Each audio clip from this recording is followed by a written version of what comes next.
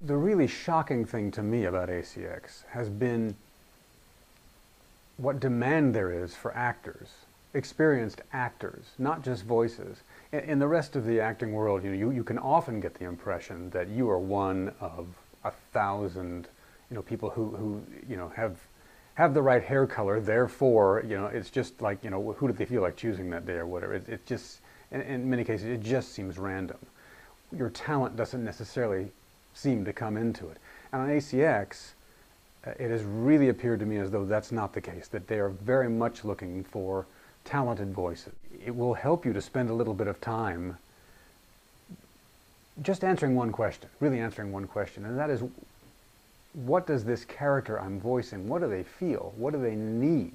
What are they trying to do here? And of course it shifts from one character to one character to one character. There may be dozens of characters in a book, but in each and every case, you're not some guy reading something to somebody else, just reading it. You're playing the character. You're being that person in that situation. Part of the great virtue of the platform and of auditioning in general, really, is that once you get picked to do the work, you already know what they want because you did it.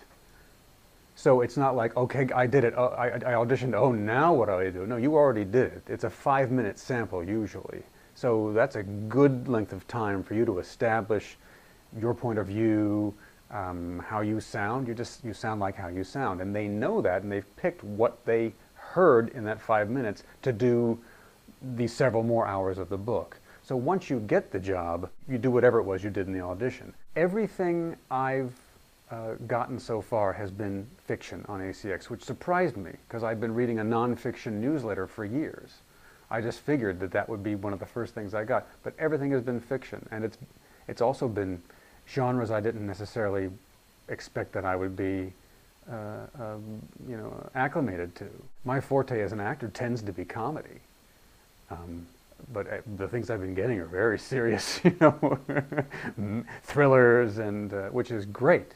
The best thing about being an audiobook narrator, I would say, is that unlike many other areas of acting, it has a real potential for consistency. Very often when you do a play, it's a great experience, great thing to do. You have a wonderful time, and then the play's over, and you may not do another play for several more months, if not years. And even though you still have your skills, you're not practicing them. Now, you can go to class and so forth, but there's nothing like work to teach you how to work. There's a lot of work out there, and in my experience anyway, you can go from one project to another project to another project, and that is the tendency to learn, the sort of exponential growth in what you know as you go from one to the next to the next to the next is tremendous. It's extremely gratifying and satisfying as a performer to continue to perform. I mean, it sounds silly to say, but that type of consistency, the ability to get better and better and better and to improve on what you did last time and what you did the time before and know that you're going to improve in the next one is, it's the best thing to me about it.